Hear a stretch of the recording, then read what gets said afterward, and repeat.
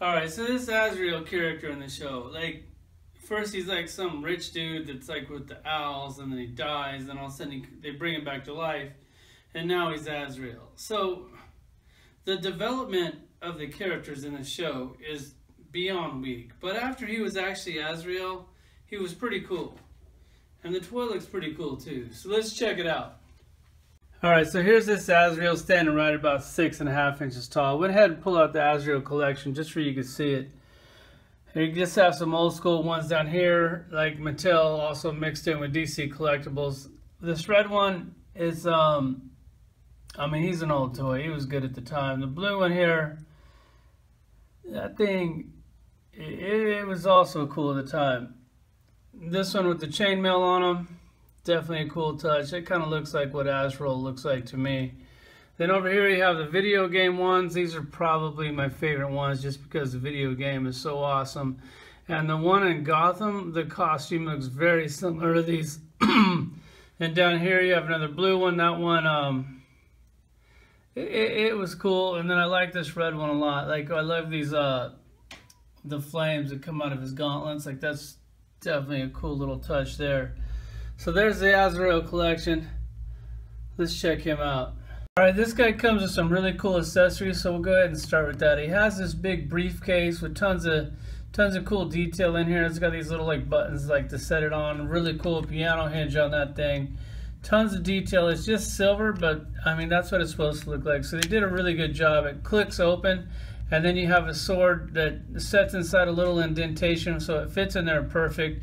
Really a cool touch. The sword comes right out, and if you check it out, like there's tons of detail on this thing. I love the paint. Did a really good job. And he also comes with a couple other ones. He also comes with this long one that fits in the sleeve in his back. You can slide this thing out, and then you see that it's basically the same sword. It's just a little bit longer. So that's cool. And then also they give you the broken sword. So 3 different swords and a case to hold them in and a sleeve, so you can basically display all 3 swords at the same time, so you don't have to put the accessories in their accessory junk drawer. On this action figure, it's a original mold. The articulation is exactly like all their other ones, but we'll go over it anyway. The sculpt on this thing is actually really good. Like, there's tons of like little texture in this toy.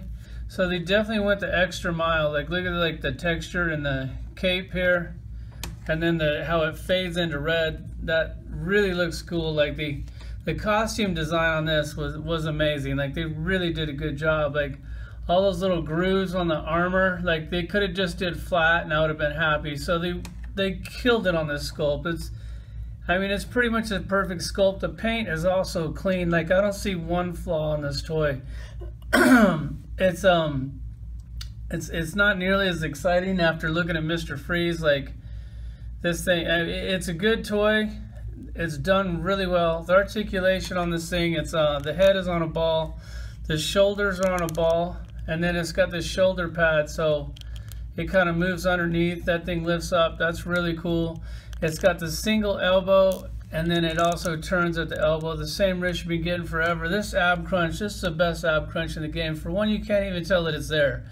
Like on other toys that usually have like that big line there where you can see through the figure. That's not the case on this one.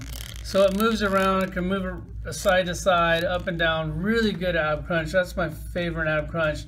The hip joints are weird, but I don't really hate them that much. Like, you can't really display your figure like that. So that's, I mean, it's not horrible. It's just not my favorite hip joint. And then it also has the cut at the upper thigh here, which normally is something I hate. But since they went ahead and attached this armor piece to the bottom of the thigh, when you turn it around, like, that doesn't look bad at all. Yeah, that seam doesn't line up, but that's just such a cool touch that they did that. They took the time to do it right. Makes it really nice. Has a double knee on it. Joints are really stiff. Doesn't move a lot, even for a double knee. Maybe I could loosen that up and get a little bit more movement out of it. Nothing at the top of the boot because the boot runs through. And then the ankle is the same ankle that you've been getting. It goes up and down, and then also has a really good swivel on there. So the articulation is great. The paint is great. I mean, once again, they're killing. This is a $16 toy. So when you look at DC Multiverse for 20 bucks, and they kind of look like shit. And then you look at Marvel Legends, which they've been doing a pretty good job lately, but then when they give us those shitty repainted figures for 22 bucks, and then you get something like this for $16, like, it really makes you think, like, are those other companies trying, or they just know that we're going to buy their shit no matter what? Let's throw them up there with the Gotham Collection, see how that's going. Alright, so here's the Gotham Collection. We're actually getting quite a lot of figures for this. I never really thought that this line would turn out to be this big, but it's starting to be pretty fun to collect now that they're actually doing some of the cooler characters. There's the collection. Thanks for watching.